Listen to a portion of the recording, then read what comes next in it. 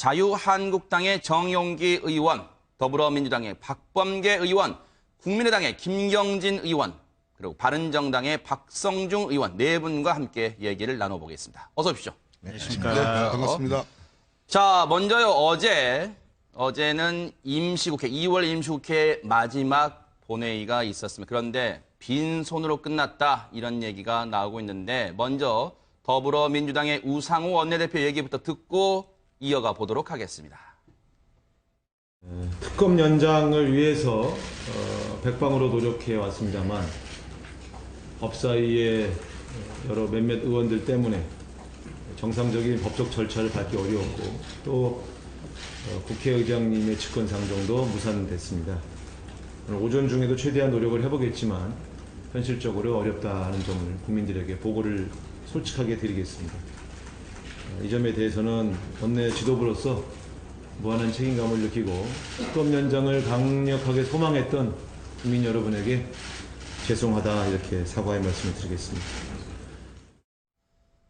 더불어민주당의 박범계 의원님께 먼저 질문을 드려보는 게 나을 것 같습니다. 지금 법사위도 간사를 맡고 계시고 우상호 원내대표 마지막 말 때문에 그럴까요? 사실상 대국민 사과를 했다 이렇게 언론들은 보고 있는데 특검 연장 관련 법안 지금 법사위에도 오르지도 못했습니다. 혹시 뭐 우여곡절이 있었습니까? 그렇죠. 어제 하루 종일 우여곡절이 아니라 참 우여산절을 많이 겪었는데 네네. 그 두 가지 카드가 있었습니다. 그 정세균 국회의장님에 의한 직권상정 네네. 카드. 그 이전의 절차로서 법사위에 권성동 법사위원장이 바른정당인데 바른정당은 이 특검법이 필요하다, 연장이 필요하다고 보는 당론인데 네. 권성동 법사위원장이 상정을 하고 패스트트랙, 신속 처리한 건으로 처리를 하면 되는 문제였는데 네. 안 들어주신단 말이에요. 아하. 그래서 저희 민주당의 법사위원들이 기자회견도 하고 권성동 법사위원장실에 찾아가서 농성도 하고 그러다가 위원장님이 안 계셔가지고 엘리베이터를 타고 내려오는데 딱 거기서 마신 거예요. 네. 그래서 저희들이 권성동 법사위원장을 딱 이렇게 에워싸가지고 점심까지 모셔가면서 사정을 했습니다. 그러나 권성동 법사위원장의 태도는 여야 간에 또 내지는 간사 간에 합의가 네. 있지 않으면은 본인은 상정할 수 없다라는 당론과는 완전히 다른 그런 입장을 취했기 때문에 어제의 법사위 상정이 무산됐고 네. 정세균 국회의장님 역시 직권상정 카드에 대한 지난번 직권상정 한번 하셨죠. 네. 그것에 대한 어떤 부담 때문인지 이번 직권상정에 대해서 뭐 굉장히 완곡하게 네. 뭐 거절을 하신 바람에 네. 어제 무산이 됐습니다. 네. 뭐 결과적으로 저 역시 우상호 원내대표의 말씀과 마찬가지로 제1야당으로서 또 제1당으로서 국민 여러분들의 특검 연장에 대한 바람을 충족하지 못한 점에 대해서 네. 송구한 마음을 표합니다. 이 부분에서 바른정당의 박성중 의원님 말씀을 안 들어볼 수가 없을 것 같습니다. 실제로 당론과는 권성동 법사위원장이 지금 바른정당 소속이잖아요. 네네. 당론과 배치되는 행동을 한 게 맞습니까? 아니면 좀 일정 부분 동의할 수 있는 부분이 있습니까? 뭐 그렇지는 않습니다. 네. 일부 야당에서 저희들이 이중 플레이 하는 거 아니냐. 그런 말도 나오고 지적도 있죠. 있습니다만은 저희들은 오히려 네. 더불어민주당이 이중 플레이 하는 거 아니냐. 아하. 적극성이 없다. 이런 네. 우리가 이야기를 하고 싶습니다. 네. 사실 더불어민주당 입장에서는 지금 80%, 90% 기울어진 운동장 아닙니까? 지금 한교안 대행 체제를 가지고 가는 것이 오히려 전략상 유리하다 이렇게 판단하는 것 같습니다. 네. 그래서 우선 뭐 방금 전에 말씀은 했습니다만은 우선 1차가 법사위원회에서 통과의 문제입니다. 그런데 우리가 국회 선진화법에 의해서 야사당, 야당이라 어떤 교섭단체 사당의 간사의 네. 합의가 없으면 원래는 상정을 못하게 돼 있습니다. 그게 원칙입니다. 그런 차원이기 때문에 그 원칙을 권성동 위원장은 바른정당의 어떤 당론과 함께 네. 국회 법의 원칙을 지킨 겁니다. 그런 차원에서. 네. 두 번째 저희들이 지적하고 싶은 것은 그렇게 꼭 통과시키고 싶다면은 네. 우리 같은 당인 네. 국회의장이 있지 않습니까? 아하. 국회의장이 패스트 트랙으로 네. 과반수의 어떤 발의로 인해서 3분의 2면 충분히 빨리 통과시킬 수 있는데 네. 예를 들어서 전시, 사변 등 네. 준하는 비상사태의 경우에는 통과시킬 수 있습니다. 네. 19대 때도 여러 가지 네. 테러 방지법 네네. 이런 관련해서 통과시킨 예도 있습니다. 네. 충분히 올릴 수 있는데도 상정할 수 있는데도 자당의 국회의장인데도 네. 상정하지 않는다. 물론 무소속이긴 합니다만 지금 그 그렇습니다. 출신이 거기라는 거죠. 그렇습니다. 네. 말씀하시죠. 또 네네. 의장실 주변에서 나오는 이야기도 네네. 더불어민주당의 적극성이 부족하다 이런 말도 나오고 있습니다. 네. 그런 차원에서 저희들은 오히려 알겠습니다. 네. 우리가 서운하다 이런 말씀을 드리고 네. 싶고 거꾸로 다시 한번 말씀드리면은 네. 더불어민주당은 촛불 의식을 통해서 네. 하나의 어떤 그걸 이행하는 명분을 얻고 네. 실제 시행하지 않으면서의 여러 가지 앞으로 대선에서 실리를 네. 얻는 양쪽을 다 얻는 그런 전략이 아닌가. 네. 이런 차원에서 저희들이 네. 섭섭한 건 더 섭섭하고요. 네. 한 가지 더 말씀드리고 싶은 그러시죠. 것은 4+4 회담이라고 최근에 있었습니다. 그랬었죠. 네. 4명의 대표와 그리고- 4명의 원내대표가 그렇죠, 모여서 네. 회의를 했습니다. 그때 내린 결론이 의장에게 요구를 하자는 것이 결론이었습니다. 네. 그런 차원이기 때문에 저희들이 오히려 서수하다 네. 이런 말씀을 드리고 싶습니다. 이렇게 해보겠습니다. 지금 바른정당 박성중 의원님이 오히려 특검법 연장 관련해서는 더불어민주당이 이중 플레이 한 거 아니냐 이렇게 지적을 하셨기 때문에 박범계 의원님께 반론 기회를 드리고 그다음에 자유한국당의 정용기 의원님께 질문을 드려보는 순서로 해보겠습니다. 네. 반론 기회를 주실 줄 알았습니다. 김병준 반장님은 공정하신 분이기 때문에. 감사합니다. 네. 저희들이 그럼 코 박고 죽어야 됩니까? 저희들 진짜 지난 3개월 이상 국민과 함께 이 국정농단을 막기 위해서 또 탄핵을 끌어내기 위해서 무던히도 촛불 민심과 함께 했습니다. 우리가 서울을 가는 방법, 대전에서 서울 가는 방법에 기차 타는 방법이 있고 버스 타고 가는 방법이 있습니다. 강남에 사시는 분들은 바로 근처에 고속버스 터미널 가서 고속버스 타고 강남터미널에서 내리면 가깝습니다. 서울역에서 강남까지 택시로 20-30분 걸립니다.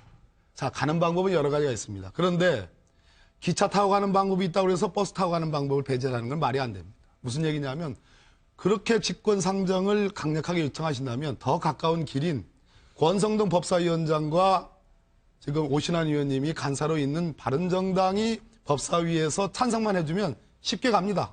근데 이거는 외면하고 지금 뭐 탈당을 하셔가지고 중립적인 위치에 있는 국회의장 보고 국가의 지금 제2의 지금 서열의 자리에 있지 않습니까? 정치적 어떤 중립성에 대한 격렬한 어떤 논란을 불러일으킬 텐데 그런 분에게 직권상정을 해라. 자유한국당이 제가 그렇게 반대하는데 예, 잠시만요. 그것은 저는 네네. 무리한 요구라고 생각합니다. 네. 한마디만 더. 그럼 재반론 기회를요. 예. 네. 저희가 이 다른 분들도 발언 기회를 기다리고 있으니까 1분 드리고 그러겠습니다. 이젠 진짜로 정영기 의원께 가겠습니다. 네, 말씀하시죠. 국회 선진화법은 네. 지난 19대 때 더불어민주당 쪽에서 제시한 하나의 법이 아닙니다. 법이고 거기에 의해서 절차를 지키는 것이고 저희들 간사라든지 저희들 위원장이 반대해서 그런 것이 아니고 자유한국당의 김진태 간사가 적극적으로 반대하기 때문에 하나의 반대자가 있기 때문에 우리가 상정을 못하겠다 이렇게 절차상 하는 것이지 물론 이것이 간단합니다. 이것이 간단한 문제가 네. 해결되지 않으면 자당 출신의 네. 의장이 있는 데서 해결하면 되지 왜 그걸 해결하지 않느냐 이런 네. 말씀을 드리고 있습니다.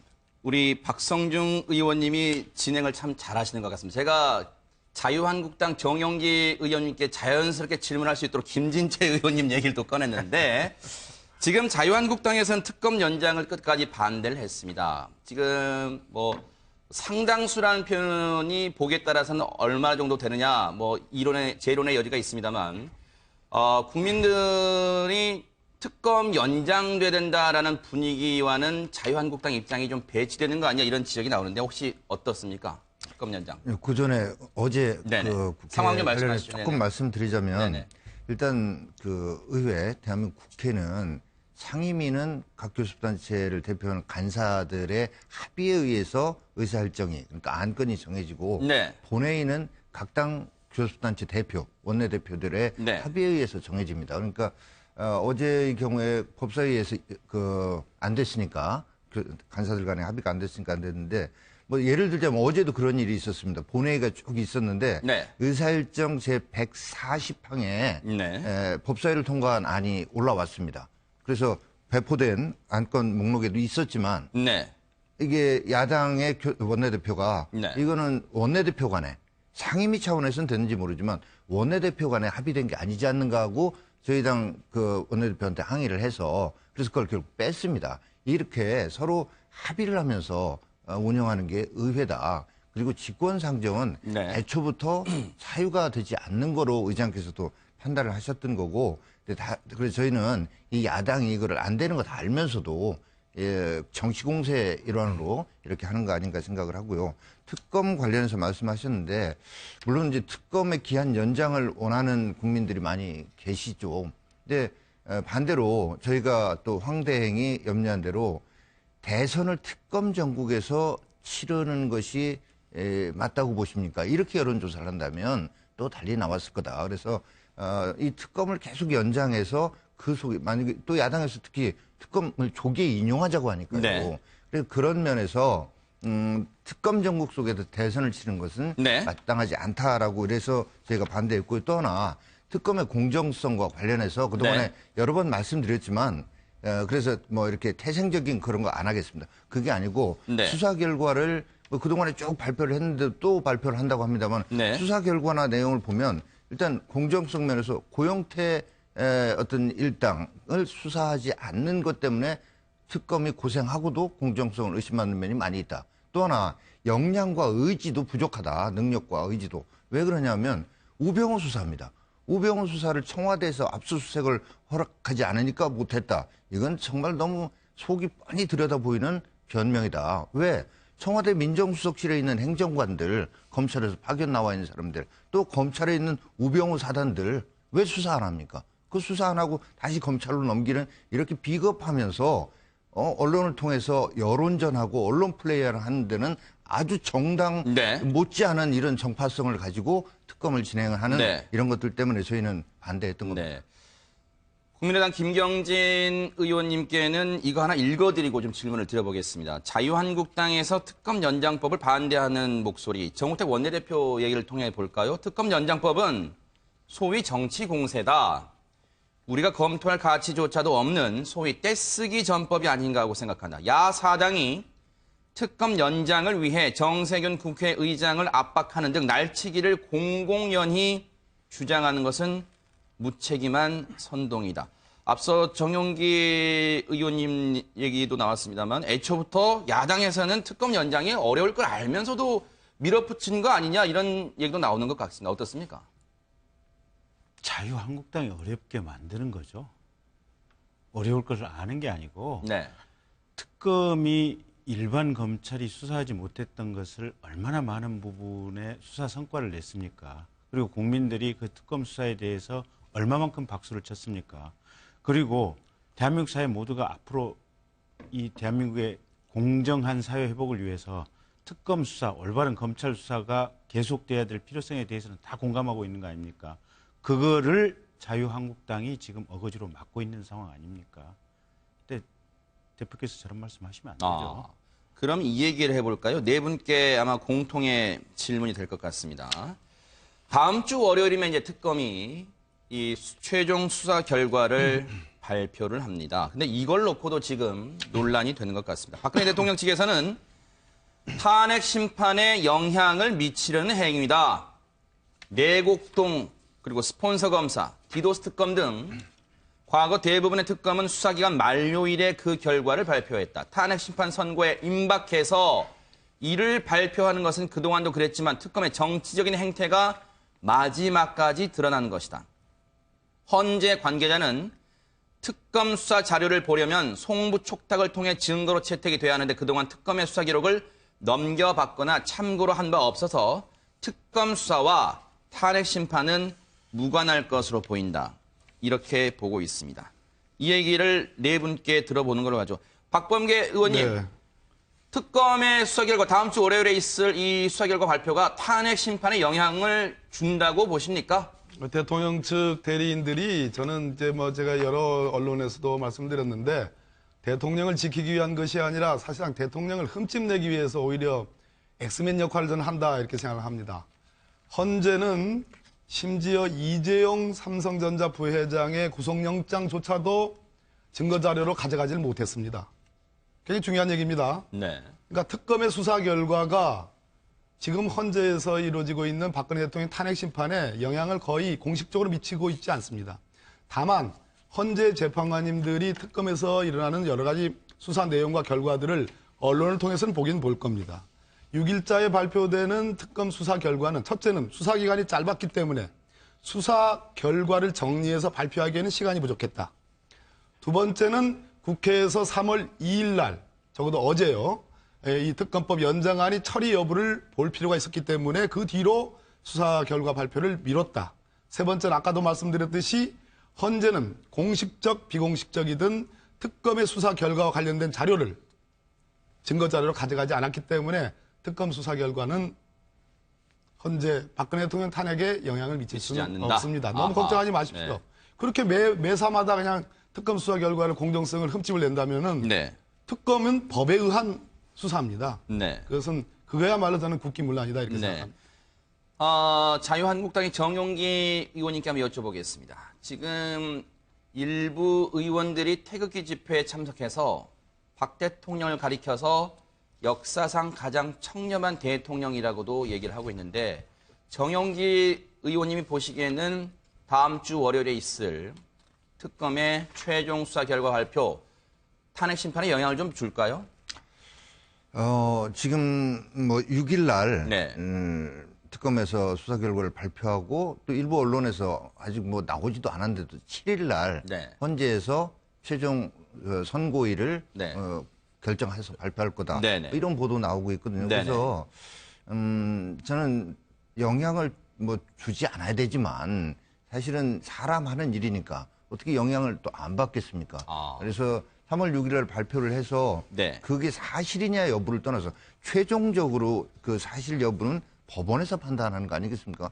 특검에, 그것도 정파성을 띠고 있는 특검에서 수사를 한 결과의 발표일 뿐임에도 불구하고 국민적인 또 어떤 분노가 뭐 이렇게 되고 여론이 형성되면 현재 전혀 영향을 안 준다고 할 수도 없을 것입니다. 그런데 과거 특검들이 마지막 특검 종료일 날 결과를 발표한 것도 그렇지만 네. 그동안에 이번 특검은 이규철 특검보가 네. 매일같이 중계방송하듯이 네. 했었습니다. 그렇다고 한다면 마지막 날 28일 날 네. 충분히 발표를 할 수 있었음에도 불구하고 네. 그걸 6일이나 숙성을 시켜서 네. 다시 한번 언론을 통한 여론전을 하겠다는 이 특검을 네. 이게 정파성, 정치성이 없다라고 누가 얘기를 하겠는가? 네. 이 스스로 특검에 그동안 고생도 많이 했음에도 불구하고 네. 그걸 떨어뜨리는 거 아닌가 이렇게 생각을 합니다. 그리고 네네. 말씀에 대통령의 어떤 청렴 네네. 이 부분은 뭐 저도 어떻게 다 알겠습니까만은 제가 그 전에 대통령을 이렇게 뵈면 그리고 최근에 대통령 말씀하신 것도 저는 사적인 어떤 저기를 추구한 적이 한 번도 없다라고 했는데 스스로 정말 확신에 차 계십니다. 나는 정말 이 나라 사랑, 대한민국에 대한 사랑 네. 이거밖에는 없다. 네. 이런 생각을 가지고 지금까지 평생 살아왔습니다. 그리고 나머지 모든 것들 일종의 집사 역할을 최순실 씨가 했던 것 같지 않습니까? 그래서 그런 생각을 가지고 본인이 갖고 계시고 현재까지 드러난 바로는 저분이 직접 돈을 자기 앞으로 네. 돈을 챙긴 것은 알겠습니다. 없다라는 점은 나타난 것 같습니다. 딱 1분만 그러시죠. 1분 드리겠습니다. 네. 대통령이 사익을 취한 바가 없다라는 그런 변명을 많이 하시는데 대통령과 최순실의 관계가 40년의 정말 형제보다 더 가까운 관계. 지금 정용기 의원님 말씀하신 것처럼 집사 같은 관계. 재단은 누구를 위해서 만들어졌냐? 최순실을 위해서 만들어졌다. 774억 원이 모금됐다. 정유라에게는 무려 80억 원이 들어갔다. 200억 원 이상의 계약을 했다. 장시호에게는 16억이 들어갔다. 자, 이렇게 되면 경제적 이익의 주체가 최순실과 그 일가입니다. 최순실과 박근혜 대통령의 관계는 형제보다 더 가까운 관계.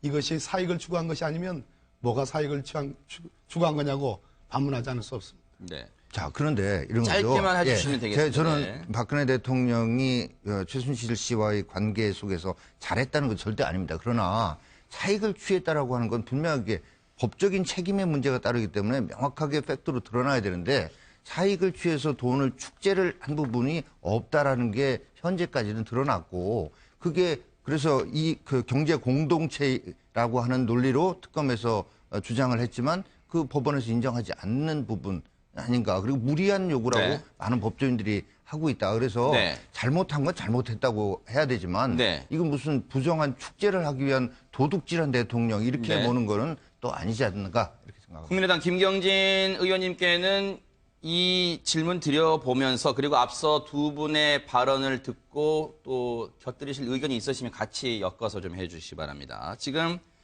박근혜 대통령 측 대리인단 측에서는 앞선 11차례 특검의 예를 들면서 수사기간 만료일에 발표를 할 것이지 왜 6일이나 뒤로 미뤄서 탄핵 심판 임박한 즈음에 하느냐. 이게 정치적 행태 아니냐. 이렇게 얘기를 하고 있습니다. 이 부분 관련해서 그리고 앞서 두 분의 의원님 얘기한 부분과 같이 좀 엮어서 해주시기 바랍니다. 대통령 측의 파렴치함은 사실 도가 많이 지나치고 있거든요. 우리가 한두 가지 것으로 보고 있는 게 아니지 않습니까? 검찰 출석한다, 출석 안 했고, 특검 출석한다, 출석 안 했고, 애시당초 작년 국정감사 때 최순실 아느냐, 최순실이 국정농단했다고 주장하는 것 자체가 국기를 문란하는 네. 이 유언비어 유포행위이기 때문에 그 찾아서 형사처벌까지 하겠다라고 네. 거짓말을 했던 사람들이거든요. 도대체 무슨 도덕성이 있다고 그 얘기를 지금까지 하는 건지. 그리고 아니 그럴 거면 특검 기간 연장해 줬으면 될 거 아닙니까? 기간 연장하면은 연장된 기간 추가로 수사하고 그리고 나서 탄핵 심판에 영향 안 미치고 발표했을 거 아닙니까? 무슨 상관이 있습니까? 그리고 수사 발표한 내용이 그대로 헌재의 증거 자료로 들어가냐? 그것도 아니지 않습니까? 헌재는 헌재에서 심리한 그 헌재의 취득한 증거 법칙에 따라서 판단을 할 따름 아니겠습니까? 아무 상관도 없는 것을 그냥 말을 만들어서 저렇게 해대고 있는 겁니다. 보고 있으면요. 세상에 해도 너무하고 말을 만들어내도 너무한다라는 느낌입니다. 제가 최근에 대통령 대리인단이라든지 일부 지금 정치인들 하는 얘기를 보고 있으면 기가 차가지고요. 대꾸할 말 자체가 안 나옵니다. 저 얘기에 대해서 내가 무슨 말을 내가 할 수 있을까? 세상에 저렇게 말을 만들어내서 우길 수 있을까? 저런 느낌이 듭니다. 저는. 네. 바른정당 박성중 의원님 얘기도 마저 들어보겠습니다. 네. 우리가 탄핵 심판의 본질을 제대로 파악해야 됩니다. 본질을 파악해 보면은 영향이 거의 없을 것이다 이렇게 볼 수 있는데요. 우선 헌재 탄핵 심판이라는 것은 검사가 국회입니다. 그리고 재판관은 헌법재판소입니다. 네. 이런 관점에서 본다면은 검사가 이게 검찰의 수사 또 특검의 수사 기록 이런 거 거의 보지 않는 것이 원칙이고 그걸 증거로 채택하지 않는 것이 원칙입니다. 원칙 자체가. 네. 두 번째는 그동안 이미 여러 가지 기록이라든지 정언이라든지 기타 뭐 여러 가지 증거라든지 이런 게 차고차고 넘친다. 주요한 5개 외에도 13개 소추 사항에 상당히 차고차고 넘친다. 이런 네. 말씀을 드리고 싶고 또 비록 그 어떤 발표가 6일 날 있다 손치더라도 네. 네네. 선고가 10일 아닙니까? 3일 뒤에 있지 않습니까? 큰 영향을 미칠 수가 없다. 이런 말씀을 드리고 싶고요. 네. 그렇게 뭐 어떤 깨끗하고 그다음에 뭘 걱정합니까? 옛날에 사육신 중에 한 사람인가? 김시섭 그분이 쓴 하계 하사추나간이라는 말이 있습니다. 꽃이 피고 지는 것을 봄이 어찌 가냐 하리오라는 말이 있습니다. 네. 그렇게 깨끗하다면은 왜 이런 조그마한 사안까지 이렇게까지 하느냐? 네. 특검이 6일 날 발표하든 뭐 1일 날 발표하든 9일 날 발표하든 큰 문제가 되지 않는다. 그런 말을 드리고 싶습니다. 정영기 의원님 3대 1이니까 30초 드릴게요. 30초 내내. 자, 애초에 국회에서 소추할 때 소추 사유에 갖다 붙인 게 검찰의 공소장하고 언론 보도였습니다. 네. 그러니까 검찰이 수사한 게 어떻게 헌재에 영향을 전혀 안 미친다고 할 수 있습니까? 이건 특검이지만 네. 그 영향을 미칠 수 있다. 그리고 이 대통령께서는 이런 거 아닙니까? 엮였다라고 생각을 하고 있습니다. 제가 그거에 100% 동의하냐 안 하냐를 떠나서 검찰과 언론과 특검 이 모든 적에 의해서 엮였다. 나는 정말 깨끗한데 이런 생각을 갖고 계신 입장에서 볼 때는 부당하다고 볼 수 있죠. 네. 네. 시간 지켜주셔서 감사드리고요. 자, 그러면요. 이제는 본격적으로 사당 사색의 분위기를 느낄 수 있게 이 각 당의 이해관계 또 이 주장이 치열한 그런 얘기를 좀 해보도록 하겠습니다. 혹시 여러분 황홍투톱 하면 뭐가 제일 먼저 떠오르십니까? 아마 2002년 월드컵 때 황선홍, 홍명보 두 사람이 4강 신화를 재현한 걸 제일 먼저 떠올릴 수도 있는데 요즘의 황홍투톱은 자유한국당 내에서는 좀 다른 얘기 같습니다. 정영기 의원님께 바로 여쭤봐야 될 것 같아요. 어제 자유한국당 지도부가 본회의장에서 필담을 나누는 걸 목격이 됐는데 거기에 황교안, 홍준표 시나리오가 등장한 것 같습니다. 어떻게 봐야 될까요? 두 사람 이름이 나란히 등장했습니다. 네, 일단 그 필담 메모한 거가 의도적으로 연출한 것 아니냐 뭐 이렇게 참 이 정치권에는 아무리 저기라도 별 음모론이 다 나오는데 네네. 그게 아닌 것이 네. 일단 정우택 원내대표가 어제 뭐 방송에 출연해서 직접 얘기도 했습니다. 바로 저 메모입니다. 네, 예, 말씀하시죠. 예. 네. 예, 저 메모뿐만 아니라 직접 네. 얘기를 하기를 네. 황교안 총리는 출마를 하려면 탄핵 그 결정 전에 네. 출마를 하는 것이 맞다고 본다. 네. 이렇게 얘기를 이미 했거든요. 네. 그는 이제 다만 당론은 아니고 본인 개인 생각이다 그랬는데 그 이유는 결정된 이후에는 네. 정말로 그때는 국가적으로 어떤 아주 어려운 상황 속에서 대행이 네. 그걸 놓고 나오는 거에 대한 부담이 더 커질 수 있는 것이고 네. 또 한 가지는 정말 이 상황 속에서 대행이 대선에 출마를 한다. 여러 가지로 봐도 무리수 아닙니까? 그런데 정말로 이 국가를 위기에서 구하는 길이 저는 이 길이라고 생각을 했습니다. 제 모든 거를 걸겠습니다 하는 이런 결연한 의지가 본인이 있어야 되고 그걸 국민들한테 말씀을 드리려면 탄핵 결정 전에 나와야 네. 되는 거 아니냐 이런 아하, 건데 네. 이게 개인 생각일 수밖에 없는 게 네. 저희 당내에는 뭐 소위 친박 그리고 태극기 집회 나가는 분들도 있잖아요. 네. 이분들이 볼 때는 탄핵은 당연히 기각될 건데 무슨 소리를 하는 거냐. 탄핵 결정도 안 났는데 네. 지금 대행 보고 대선을 나오려면 미리 나와라 이렇게 하는 반발도 있을 수 있는 네. 거잖아요. 그래서 그 뜻은 지난번에 네. 왜 이 정치적 해결론 네. 이게 끝까지 탄핵 결정 때까지 가야 되느냐. 네. 그게 아니고 정치권에서 뭔가를 해결해봐야 네. 되는 거 아니냐라는 얘기와 마찬가지로 네. 어떤 황교안 대행에 대해서 정우택 대표 나름의 네. 어떤 충정에서 나온 조언 네. 그리고 홍준표 알겠습니다. 예, 네. 뭐 당연히 네. 같이 황대행 얘기가 나오면 네. 홍준표 지사 얘기가 안 나올 수가 없는 속에서 네. 이렇게 나왔다고 보여집니다. 네. 참고로 그 해당되는 당 얘기가 아니더라도 박범계 의원님과 김경진 의원님 혹시 뭐 하실 말씀 네. 있으시면 잠깐만. 사인만 주시면 제가 언제든지 발언 기회를 드리도록 요거 하고 잠깐. 먼저 요거는 읽어보고 할게요. 읽어보고요. 지금 저 메모에 등장한 황교안 대행과 홍준표 지사 관련 얘기를 좀 하고 들어보도록 하겠습니다. 황교안 대행이 국가 조찬 기도회에 참석했는데 인사말을 이렇게 했습니다.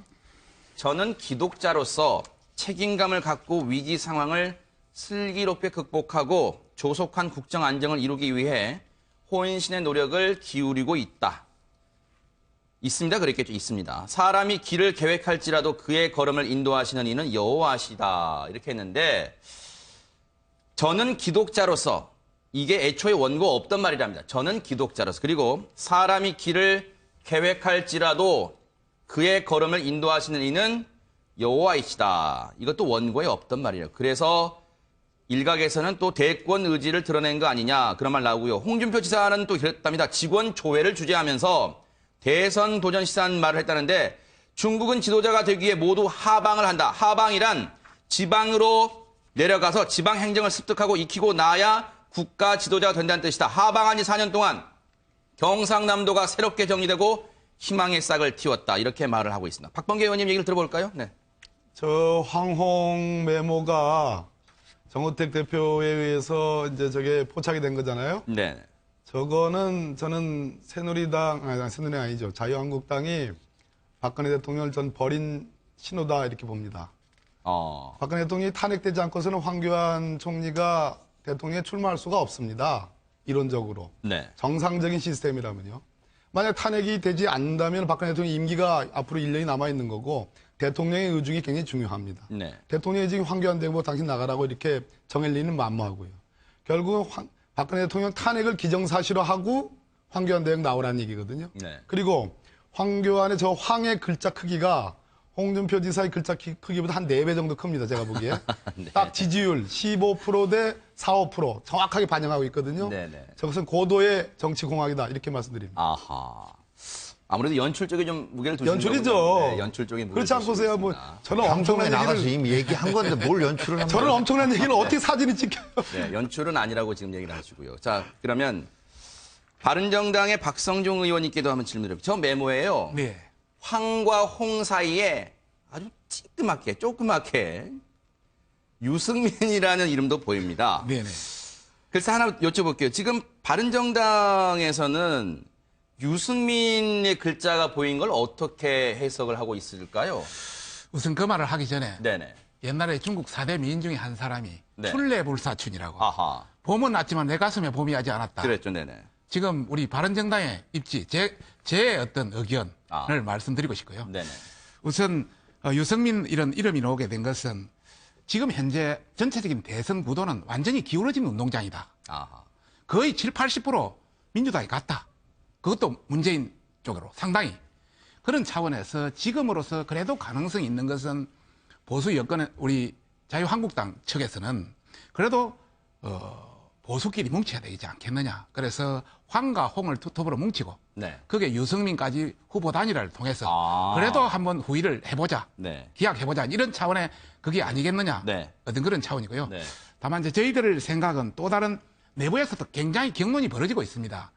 저희들 생각은 그 유승민과 남경필 거기에 아울러서 지금 나가 있는 오세훈 또 정운찬 전 서울대 총장도 네. 같이 하는 그런 개념으로 해서 뭔가의 중텐트를 구성해가지고 네. 또 다른 뭐 그 어떤 국민의당이라든지 네. 또 다른 빅텐트를 구성해서 하는 네. 것이 더 우세하다 이런 말씀을 네. 드리고 싶고요. 뭐 이것도 가능성은 없는 것은 아니다. 네. 이런 말씀을 드리고 싶습니다. 네. 시간 관계상 혹시 30초만 드릴게요. 네, 저희가 그런 것들 뭐 충분히 생각할 수 있는데 그래서 궁극적으로 추구하는 건 뭐냐면 그렇게 해서 뽑아놓은 대통령을 뽑아가지고 대통령님 하면서 섬기는 제왕을 하자는 거 절대 아니고요. 네. 지금도 물밑에서 네. 저희 자유한국당과 국민의당과 바른정당의 개헌안을 놓고 네. 이걸 단일화하는 작업이 지금 추진되고 있습니다. 네. 그래서 목표는 탄핵 결정 전에 네. 국회 안으로 네. 150명 이상의 의원이 서명한 안을 만들어내고 제출하는 게 네. 지금 목표거든요. 그렇게 해서 분권화된 대통령, 네. 권력을 많이 나눠진 대통령 후보를 네. 누구로 하느냐의 문제라는 거를 말씀드리고 싶습니다. 네. 그런데 자유한국당과 바른정당에서는 지금 감정의 골도 깊어지는 것 같습니다. 지금 그 발단이 된 발언을 좀 들어보고 두 의원님께 또 잇따라 질문을 드려보도록 하겠습니다. 이제 3월 10일경에 헌법재판소에 이제 판결이 내리는데 저희들은 100% 유죄가 나와가지고 대통령직 사임이 될 것으로 생각을 합니다. 그런데 이럴 때에 대통령은 대통령다워야 됩니다. 국민 여러분, 저는 원래 그래 나쁜 뜻이 없었는데 결과적으로 이렇게 잘못됐으니까 제가 이 모든 것을 책임지겠습니다. 용서해 주십시오. 이랬다면은 국민 여러분께서 박근혜 불쌍하다고 도와줘야 된다고 다 나섰을 거 아닙니까, 여러분? 저희들도 그렇게 했을 겁니다. 아까 김무성 형님은 100% 인용될 거로 확신한다 그러셨는데 저도 확신합니다. 혹시 재판관들 들으시면 기분 나쁠까 봐 제가 99.9% 확실하게 탄핵 인용될 거라고 저는 확신을 합니다. 여러분 어제 언론 방송하고 이 신문 다 보시면 제 지지도가 잘 안 올라가는 거 보시죠? 그게 지금 꾹꾹 눌러놓고 있는데 한번 튀기 시작하면 끝도 없이 튈 겁니다. 3월 10일 날 헌법재판소 결정나고 나면 여러분 제 지지도가 얼마나 빠른 속도로 올라가는지 한번 보십시오. 김무성, 유승민 의원의 발언에 대해서 자유한국당 윤상현 의원이 이런 얘기를 합니다. 바른정당 유승민, 김무성 의원은 탄핵이 기각되면 의원직을 사퇴해야 하니까 차라리 지금이라도 문재인 이중대로 들어가라. 탄핵에 준동하고 보수의 표 구걸이라니 너무 모렴치하다. 이렇게 반박을 했습니다. 그런데 뭐 정치가 영원한 적도 영원한 친구도 없다 그런 말 하잖아요. 그래서 네 분께 공히 OX 질문 하나 드려보도록 하겠습니다. 그리고 발언 시간은 1분씩만 들어보는 걸로 하겠습니다. 자유한국당과 바른정당 대선 앞두고 다시 합칠 것이다 생각하면 O, 그럴 일은 절대 없다 X로 한번 가보겠습니다. 하나, 둘, 셋 들어보겠습니다.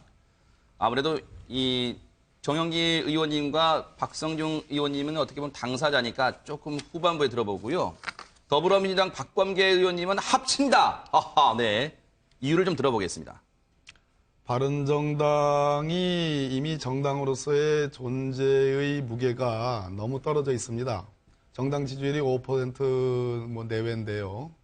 그러니까 우리나라에서는 진짜 지금 전체적인 선거 판도가 지난 이명박 박근혜 정권을 거치면서 대체로 우리 국민들이 사회 경제적 변화 요구를 굉장히 세게 합니다.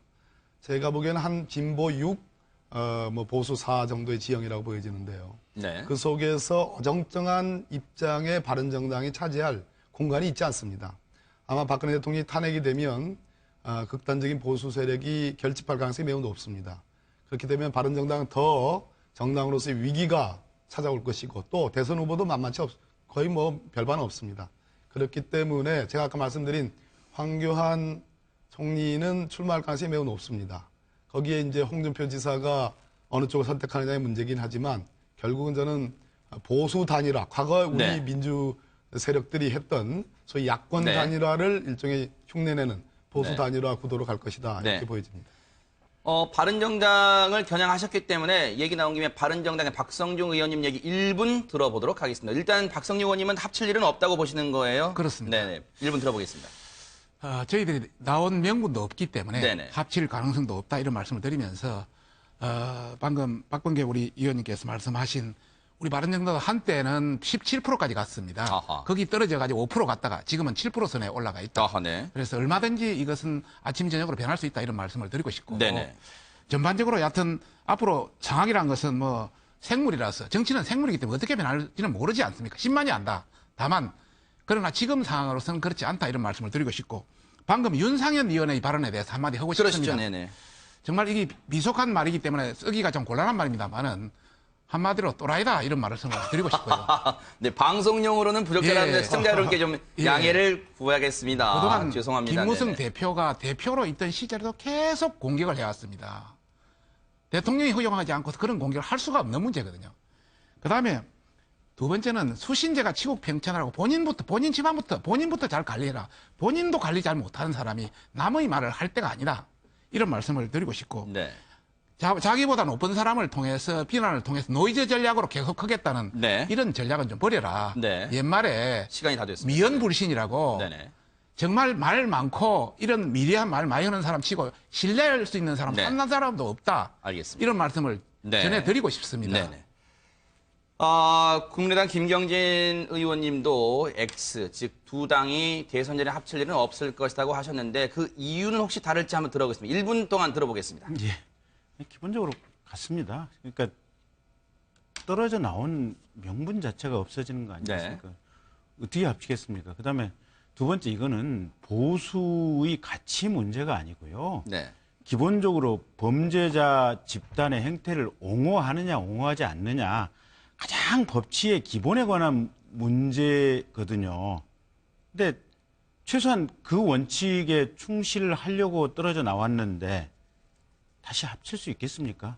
그다음에 또 한 가지는 지역적으로 대체로 보면 바른정당은 수도권 쪽에 있는 이 국회의원들이 많습니다. 근데 다만 이제 자유한국당 쪽은 이제 영남 쪽이 조금 더 많고요. 그래서 저는 근거 지역 또 기본적인 어떤 법치주의에 대한 확신 뭐 이런 것들을 고려해 보면 또 국회의원 입장에서는 올해가 선거가 아니고 3년 후가 선거 아니겠습니까? 그렇죠. 예, 그런 좀 종합해 보면 합칠 가능성은 없다고 합칠 일은 봅니다. 없을 것이다. 네. 자, 그동안 많이 기다리신 자유한국당의 정영기 의원님 얘기도 1분 동안 들어보겠습니다.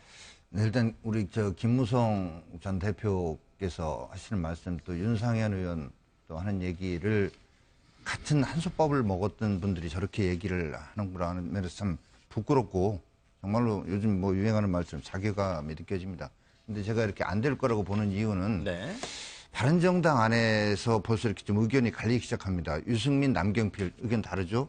유승민, 김무성 의견이 다릅니다. 그래서 전체 당으로서의 이런 합당은 어렵지 않나. 생각이 벌써 그 안에서도 달라졌다. 그래서 지금 뭐 이 말씀 들으면 또 상대당에 대한 결례일 수도 있습니다만은 개인적으로는 사실 자유한국당으로 돌아가고 싶다라는 이런 말씀하시는 바른정당의 의원님들 네. 또 위원장들 계시거든요. 네. 그래서 그런 분들에 대해서는 저희는 얼마든지 환영입니다만은 네. 당대당 통합은 대선 전에 어려울 거라고 이렇게 생각합니다. 제가 그 한마디 더 그러죠. 하겠습니다. 30초만 드리겠습니다. 예. 30초만. 네. 지금 뭐 개인적으로 그 뭐 이야기가 있었는데 저희도 개인적으로 자유한국당 내에 15명에서 20명 정도가 네. 저희들하고 여러 가지 접촉을 하고 있다. 지금 현재 어떤 비상대책위원장의 어떤 개인 독선의 문제, 여러 가지 문제, 또 본인의 어떤 양심의 문제, 네. 법에 의한 위반의 문제, 이런 것 때문에 고민하고 있다는 것도 저희들 듣고 있다. 네. 그거는 당과 당 간에 뭐 네. 그렇게 이야기할 문제는 아니다. 이런 말씀. 네, 알겠습니다. 시간 지켜주셔서 감사드리고요. 더불어민주당과 바른정당 사이에서도 이 관심이 있는 사안을 좀 짚어보도록 하겠습니다. 자, 일단 OX 좀 내려주시고요. 부탁을 드리겠습니다. 오늘 새벽에 나온 기사입니다. 더불어민주당의 김종인 전 대표가 탈당을 해서 바른정당과 대선을 도모한다 이런 얘기가 나오고 있습니다. 일단 당사자인 해당 당이신 더불어민주당 박범계 의원님 얘기 듣고 또 바른정당 박성중 의원 얘기도 들어보는 식으로 해보겠습니다. 네.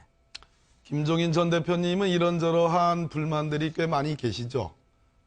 특히 이제 뭐 개파에 관한 말씀도 자주 하시고 뭐 기득권에 관한 말씀도 자주 하십니다.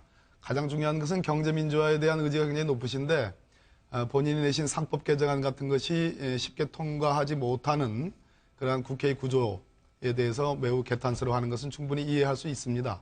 그러나 저는 탈당을 도모하면서까지 출마할 거라고는 생각하지 않습니다. 네. 이유는 바른정당과의 연합 문제인데 아까 제가 말씀드렸듯이 현재의 어떤 진보대 보수의 지형, 박근혜 대통령 탄핵에 대한 국민들의 아주 굉장한 어떤 염원, 또 사회적인 어떤 적폐 청산에 대한 어떤 국민적인 바람 이런 걸 감안한다면 바른정당의 정당의 지위 자체가 매우 불안정하고 그러한 정당과 연합을 도모해서 대선을 출마한다라는 꿈은 네. 사실 어렵고 또 따라 나가실 분도 거의 없는 것으로 저는 그렇게 알고 있습니다. 네.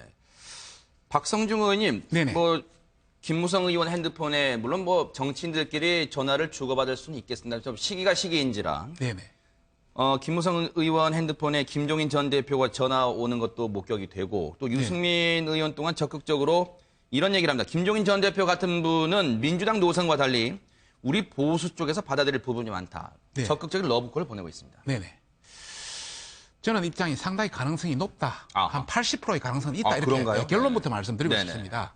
우선 중도적인 입장, 또 하나의 개혁적인 입장, 이런 차원에서 이념과 노선이 거의 비슷하다. 이런 말씀을 우선 드리고 싶고요. 네. 두 번째, 더불어민주당의 문재인의 어떤 노선과는 확연히 차별화된 문재인과는 같이 갈 수 없는 이런 상당히 이질적인 부분이 많다. 네. 그런 차원에서 굉장히 고민하고 있는 것도 사실이다. 우리가 여러 루트를 통해서 확인하고 있는 사실입니다. 네. 아울러서 경제 관련해서 담론이 굉장히 풍부한 것이고 미국에서도 바보야 경제야. 지금 현재 사실 우리가 뭐 여러 정치를 정권 교체 이야기를 하고 있습니다만 정말 우리 경제가 엉망이지 않습니까? 위험하지 않습니까? 이럴 때는 경제가 최고인데 경제를 주시하는 사람이 아무도 없다. 그런 관점에서 경제 담론을 네. 경제 민주화를 이야기할 수 있는 후보는 유승민이라든지 이런 네. 우리 쪽에 있는 사람들이 있다. 네. 이런 관점에서 저는 빅텐트 차원에서 아하. 본인이 바른정당에 오기보다는 네. 바른정당도 후보자를 하나 선택하고 네. 예를 들어서 국민의당도 하나 선택하고 네. 그다음 김종인 전 대표도 네. 같이 비상대책위원장도 같이 해서 하나의 빅텐트 차원에서는 네. 충분히 가능성이 있다 이런 말씀을 드리고 싶습니다. 원래는 OX로 여쭤보려 했는데 말 나온 김에요. 그러면 김경진 의원님께서는 김종인 전 대표가 바른정당의 대선 주자로 나올 가능성에 대해서는 어떻게 보세요? 모르겠는데. 아하, 모르시겠다. 네. 그냥 그 대답으로는 가름할까요? 아니 우선 팩트 자체를 모르겠어요. 저는. 아하. 네. 직접 뭐 여쭤본 적도 없고. 네네. 저게 뭐 주변에서 그런 말씀을 했다고 보도가 나오는데 네. 보도가 얼마만큼 사실인지. 그러니까 본인 대선 출마를 위해서 지금 탈당을 하시겠다고 하는 건데 그렇게 가능성이 있을지 모르겠어요. 근데 어쨌든 최근에도 보면 네. 지금 유승민 의원이나 또 몇 분하고 같이 이렇게 회의도 하시고 그런 장면들은 분명히 정문찬. 있었거든요. 예. 그렇죠, 네네. 그래서 뭔가 의논은 분명히 있으신 것 같은데 아하, 네. 과연 그게 그런 동인이 있는 건지 또 지켜봐야 될 부분인 것 같습니다. 자유한국당 정영기 의원님 얘기도 들어보겠습니다. 바로 탈당을 하실지 안 하실지 그건 모르겠으나 저분이 지금 바로 그런 게 아니라 오래전부터 이 흐름을 읽고 저런 방향의 결심을 하고 있었다. 네. 그래서 지금 유승민, 정운찬 이런 분들하고 만나는 것은 명분이 필요하니까 네. 명분은 경제 민주화. 네. 이걸 명분을 하기 위해서 그럼 모양 갖추기 차원에 들어갔다라고 보여지고요. 네. 정치적인 측면에서는 지금 이 시대의 흐름인 분권, 네. 협치 이런 측면에서 어떤 해나가는 수순 중에 네. 한 수순이다. 여기 최종 목표가 아니고. 네. 그리고 저분이 대통령 후보가 돼서 제왕적 권력을 행사하겠다 이런 뜻은 아닐 겁니다. 대통령이 된다 하더라도. 네. 그러니까 어떤 친문 패권 세력에 의한 네. 제왕적 대통령제가 연장되는 것을 네. 어떻게든 막아야 되겠다는 거는 저분도 인식을 함께하는 거라고 보고 네. 그래서 아까도 말씀드렸지만 지금 3당 단일 개헌안이 마련되는 것들과 네. 어떤 면에서는 나란히 같이 가는 행보일 수 있고 네. 그러기를 저희는 소망하고 있다 이렇게 네. 말씀드립니다.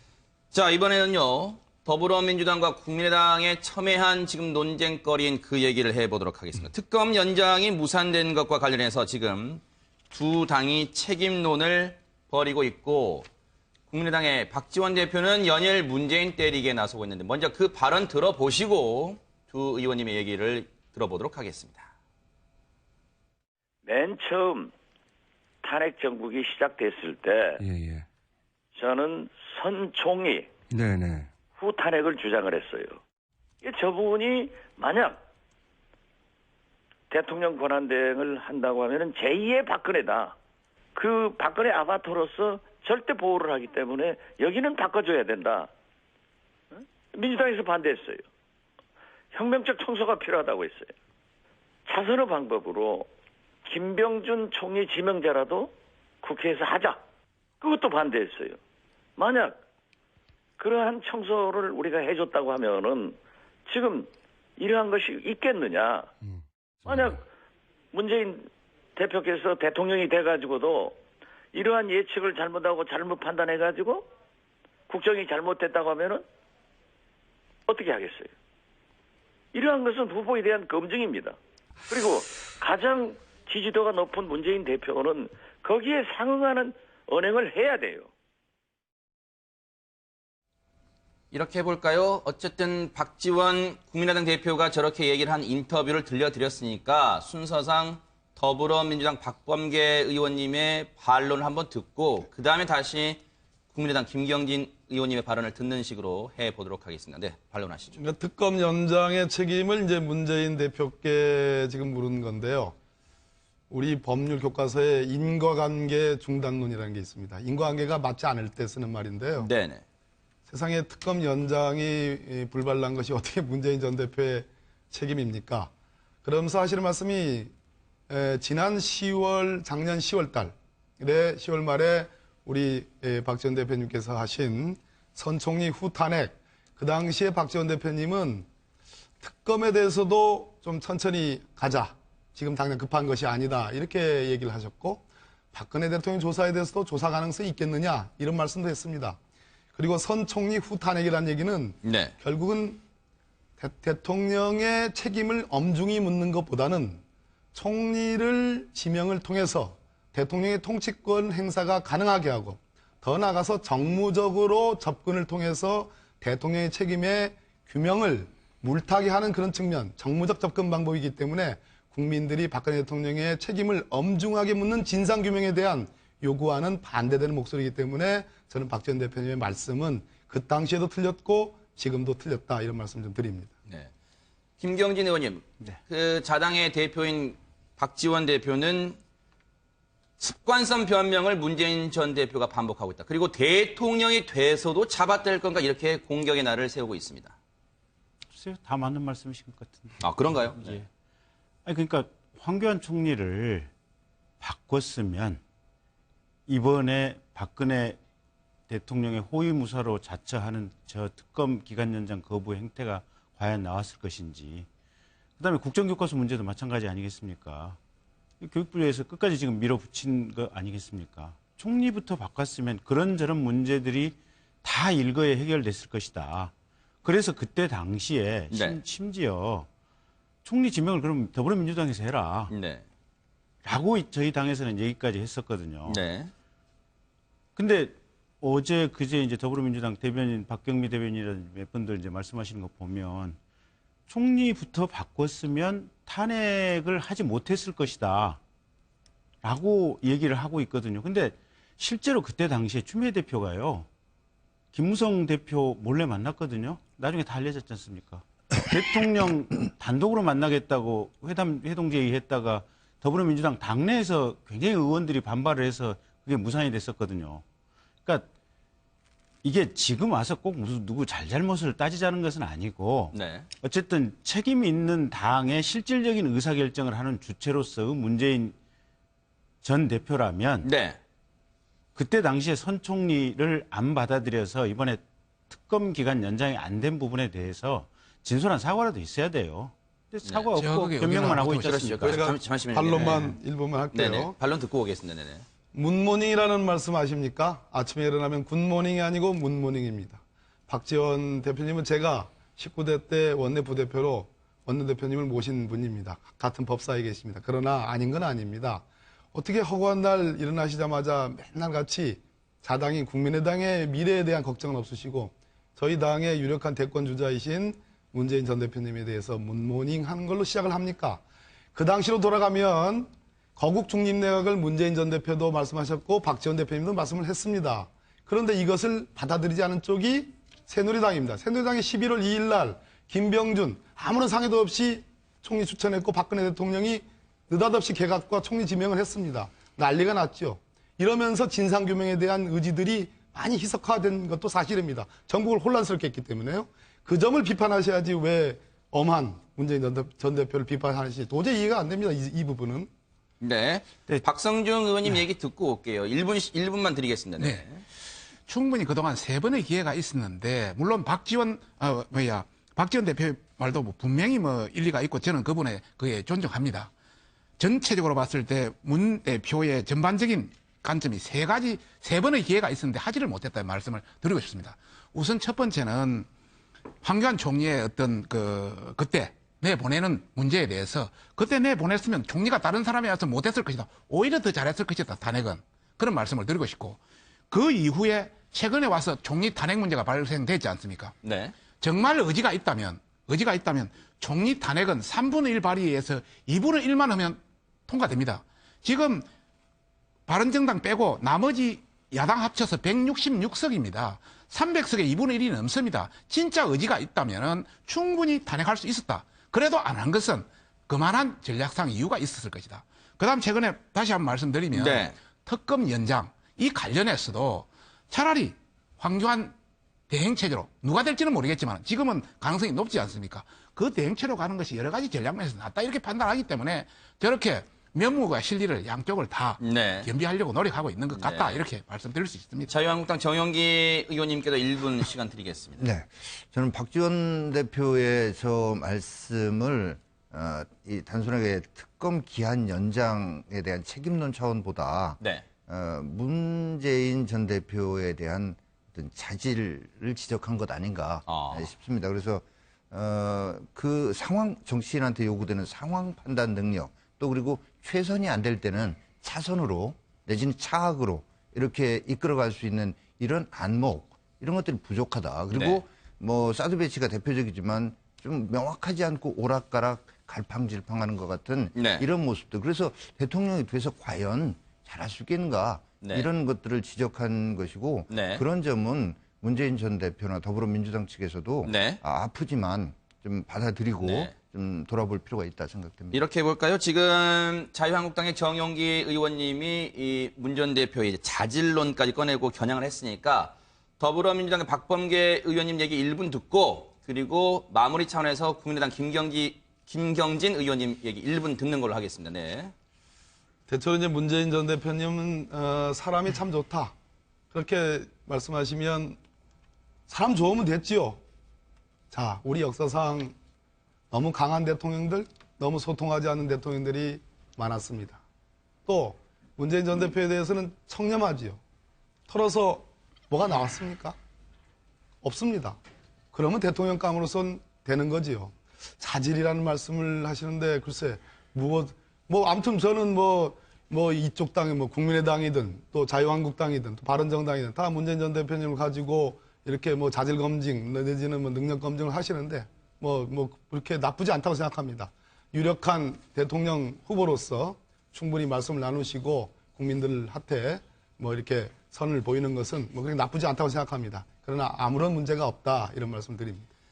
김경진 의원님께는 앞서 또 박범계 의원님께서 특검 연장 관련한 갈등 얘기 해주셨으니까 그 부분까지 엮어서 좀 부탁을 좀 드리겠습니다. 네. 그러니까 사람도 좋으셔야 되고 냉철하고 일을 잘하는 대통령감을 우리는 원하죠. 근데 그때 당시에 그러니까 박 전 대표 표현을 빌리면 그나마 김병준 총리 지명자로 바꿨더라면 부족하지만 지금 이 사태까지는 안 왔을 것이다. 지금 그나마?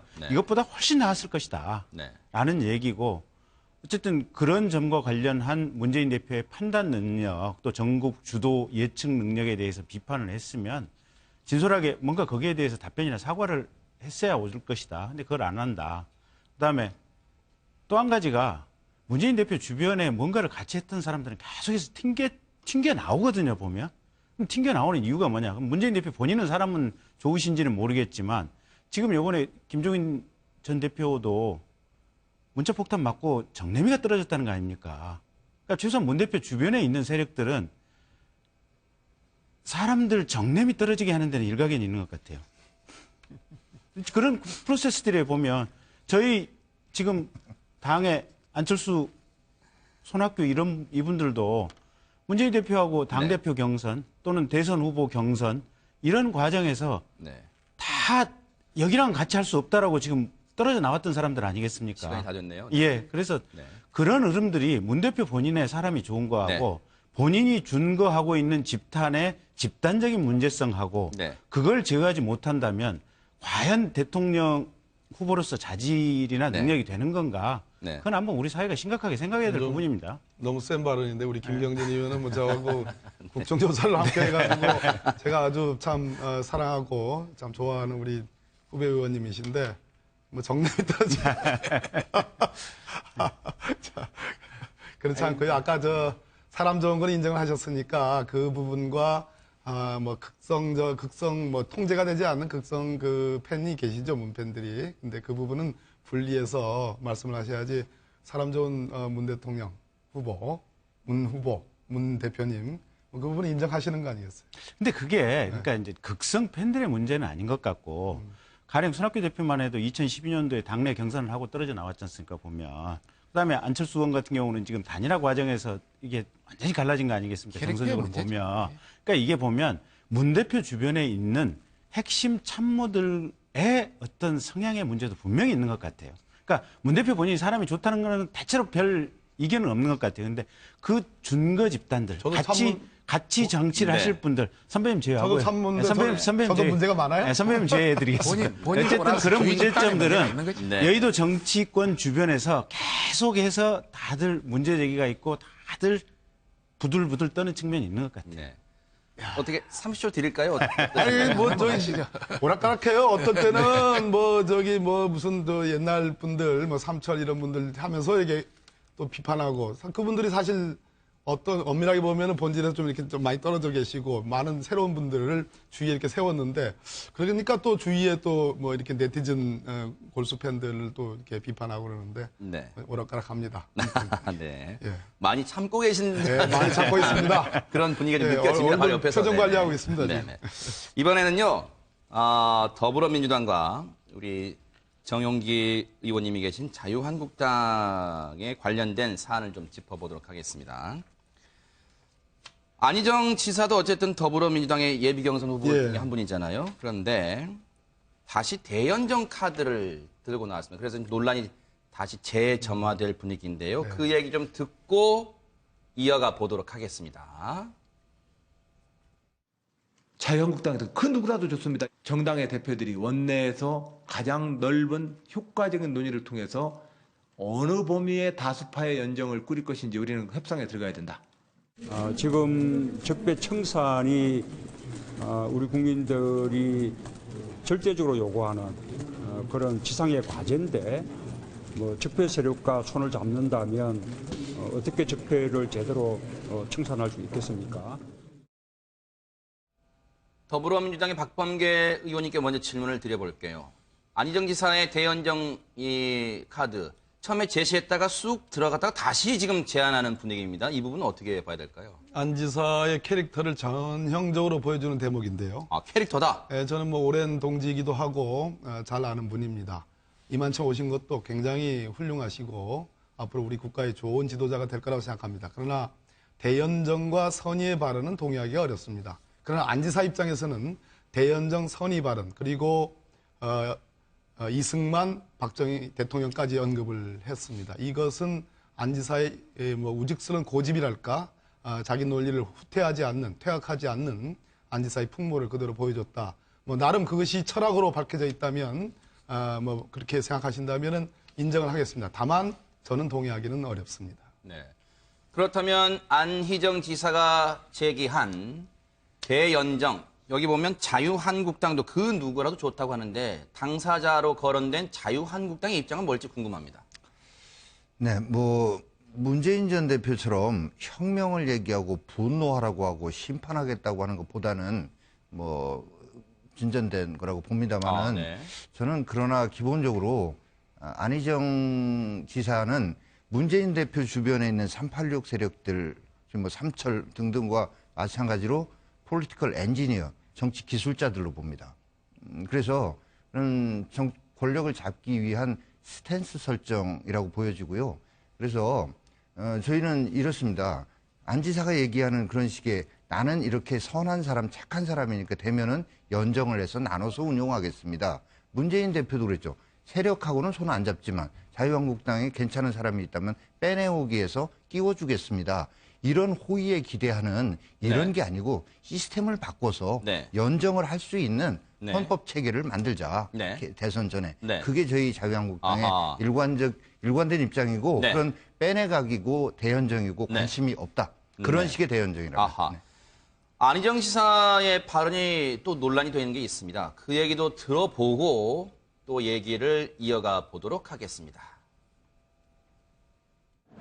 지난 100년 부끄러운 역사도 있었지만 우리는 마침내 세계 10위권의 경제대국 그리고 민주주의 국가를 건설했습니다. 그 자체로 자랑스러운 역사 아닙니까? 이 역사 속에 김구도, 이승만도, 박정희도, 김대중도, 노무현도 있었습니다. 그들 모두가 대한민국입니다. 지난 100년의 역사를 국민의 관점에서 자긍심을 가지고 받아들이는 것이 대통합이고 앞으로 100년을 국민이 함께 설계하는 것이 시대교체입니다. 곧바로 더불어민주당 박범계 의원님께 여쭤봅니다. 저 발언, 물론 안희정 지사 발언이지만 어쨌든 더불어민주당 소속 대통령 예비 경선 후보입니다. 저게 당의 공식 입장인가요? 어떻습니까? 아니, 제가 당의 공식 입장을 발표할 무슨 대표도 아니고 네. 대변인도 아닌데 저한테 이렇게 어려운 주문을 하십니다. 아, 그러신가요? 죄송합니다. 더더군다나 충청도에서 정치하는 우리는 안희정 지사를 지도자로 생각합니다. 네네. 충청도 열망이 있는 거죠. 대망론이 있는 거고 안 지사님이 그만큼 컸습니다. 다만 역사적으로 이승만 대통령의 공가와 박정희 대통령의 공가에 대해서는 분명히 할 필요가 있습니다. 저희 민주당의 노선이라고 저는 평가를 하는데요. 예를 들어서 민족의 독립운동과 관련된 상해 임시정부와 관련된 뭐 이승만 대통령이 평가할 부분이 있습니다. 그러나 남북 분단과 또 독재를 통해서 하야를 할 수밖에 없는 그 독재의 역사는 비판받아 마땅하고요. 박정희 대통령에 대해서는 성장과 개발이라는 측면과 있고 인권을 유린하고 유신 쿠데타를 했던 그 부끄러운 역사도 있습니다. 그 점까지는 다 잘 아실 겁니다. 안희정 지사가. 이렇게 이 정도만 네. 답을 하겠습니다. 알겠습니다. 박성중 의원님 혹시 괜찮으시면 30초 정도만 말씀해 주시고 다른 얘기 좀 넘어가면 안 될까요? 예, 30초만 그러겠습니다. 드리겠습니다. 네네. 예. 저는 안희정 지사의 그 대연정, 대통합, 100년 역사, 이게 상당히 자기 상표적이 굉장히 괜찮다. 굉장히 앞으로 전략이 굉장히 좋은 플러스가 될 것이다. 이렇게 네. 평가드리고 싶고요. 네네. 지금 세계 정치를 보면은 네. 보수는 진보를 가고 네. 진보는 보수로 서로 닮아가고 있습니다. 네. 그런 관점에서 세계 정치의 어떤 흐름과 또 굉장히 차원이 맞다. 아하. 그리고 선거 전략 차원에서도 네. 재인 삼성, 문재인의 성을 넘기 위해서는 이런 전략을 할 수밖에 없다. 아. 옛말에 성을 쌓고 사는 자는 망할 것이요. 네. 끊임없이 이동하는 자만이 살아남을 것이라고 징기스칸이 그런 말을 했습니다. 그런 관점에서 본다면 네. 굉장히 어떤 진보의 우리에 갇혀 있는 네. 문재인보다는 네. 훨씬 나은 전략이다. 이렇게 평가하고 싶습니다. 더불어민주당과 자유한국당의 감정의 골이 깊어진 계기가 된 발언이 또 하나 있습니다. 바로 홍준표 지사의 발언인데 어떤 얘기인지 들어보시고 이어가 보도록 하겠습니다. 지금 민주당 1등한 후보는 저거 대장이 뇌물 묻고 자살한 사람입니다. 그럼 바로 옆에 비서실장함이 옆에서 그거 내용 몰랐다면 그건 감이 안 되죠. 2등하는 사람은 정치자금법 위반으로 실형을 살고 나온 사람이야. 더불어민주당 박범계 의원님께 먼저 여쭤보는 저 발언은 수차례 방송을 통해 나왔는데 어떻습니까? 어떻게 보셨어요? 두 가지 측면에서 금도를 넘어도 한참 넘었다. 첫째는 사법농단에 가깝습니다. 첫째는 홍준표 지사는 지금 1심에서 성완종 전 경남기업 회장으로부터 돈 받았다는 혐의로 유죄가 받았습니다. 2심에서 비록 무죄를 받았지만 대법원 판단을 남겨놓고 있습니다. 경거망동하면 안 됩니다. 지구 대장이 뇌물 먹고 자살했다. 뇌물이라고 확정했습니다. 조현호 전 경찰청장은 거액의 차명 계좌가 발견된 걸로 부엉이 바위에서 이렇게 얘기했습니다. 징역 8월, 실형 선고받았습니다. 그거보다 더 센 발언입니다. 뇌물로 특정했기 때문에 지구 대장 이렇게 표현했습니다. 이 점은 사자에 대한 명예훼손으로 실형감이다라는 말씀을 드리고, 두 번째는 아니 세상에 오죽 못났으면 돌아가신 대통령, 우리 국민 50%에 가까운 국민들이 그래도 노무현 대통령이 제일 낫다 이렇게 평가하는 노무현 대통령을 그래 자기 대통령 출마하는 지렛대로 삼아가지고 확 밟아가지고 대통령 출마한다? 인간이 그러시면 안 됩니다. 진짜 제가 점잖은 사람 아닙니까? 정말 그러면 안 됩니다. 진짜. 네, 감정이 조금 격해지셔서 더불어민주당 박범계 의원님이 홍준표 지사에게 일가를 했습니다. 자, 자유한국당의 정용기 의원님께는 이렇게 질문을 좀 드려볼게요. 물론 지금 홍준표 지사가 자유한국당의 대선 주자도 아니긴 합니다만 어쨌든 당원권은 정지 상태이긴 합니다만 당 소속입니다. 저 발언은 어떻게 봐야 될까요? 자유한국당 입장에서는. 뭐 일단은 표현 방식을 가지고 얘기하자면 저분 별명이 이제 홍트럼프 그런 얘기도 하지 않습니까? 그러니까 네네. 홍준표 스타일의 발언이었다는 네. 거고, 저분이 이제 탄핵 결정 나기 전에 네. 대선 출마 뭐 여부를 밝히지는 않겠죠. 탄핵 결정되면 저희가 볼 때도 뭐 출마 의지가 분명히 있다고 보여집니다. 그런데 저분이 저렇게 어떻게 보면 거친 것 같은 표현 방식을 택하는 거는 고도의 저분만의 정치적인 전략 전술이 있다.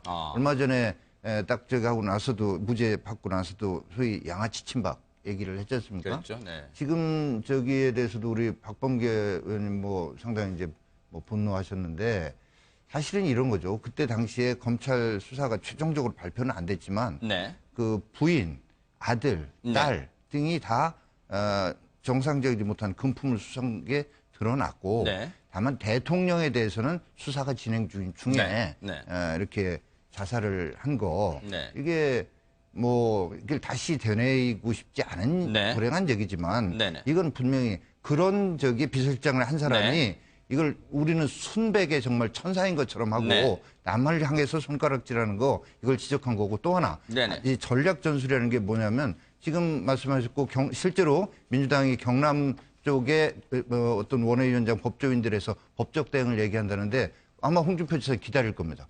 법적 고발이 이루어지면 수사가 이루어져야 됩니다. 그러면 이 수사 다시 하자 이렇게 되겠죠. 네. 마지막 질문 될 것 같은데요. 국민의당 김경진 의원님께 이렇게 여쭤보겠습니다. 오늘 조간에는 그렇게 나왔습니다. 홍 지사가 뇌물 먹고 자살했다는 것은 팩트다 이렇게 맞받아쳤습니다. 이 부분은 어떻게 봐야 될까요? 글쎄요. 팩트로 확인이 안 됐지 않습니까? 그때 수사가 중단되고 종결이 됐지 않습니까? 그래서 저렇게 단정적으로 얘기하실 수는 없죠. 법적 과정 가기 위한 어떤 전략일까요? 어떻습니까? 글쎄요. 그 법까지는 염두에 안 두고 본인이 이제 대선 출마하기 위해서 센 발언을 국민적 또 언론의 어떤 주목을 받기 위해서 센 발언을 한 부분인데 좀 자제하셔서 얘기하시는 게 좋지 않았을까 싶네요. 보세요. 저렇게 한 TV에 나와서 뇌물 먹고 자살했다는 것은 막말이 아니라 팩트다 이렇게 재차 강조를 했습니다. 시간 관계상. 말씀하시죠. 아까 뭐 문모닝 얘기도 하고 뭐 여러 가지 그랬는데 서로 이제 피차 팩트 범위 내에서 네. 비판할 건 비판하고요. 알겠습니다. 예. 자, 금요일 날 꾸며드린 사당사세 여기서 마치겠습니다. 뉴스파이터 함께해 주신 여러분 고맙습니다. 고맙습니다.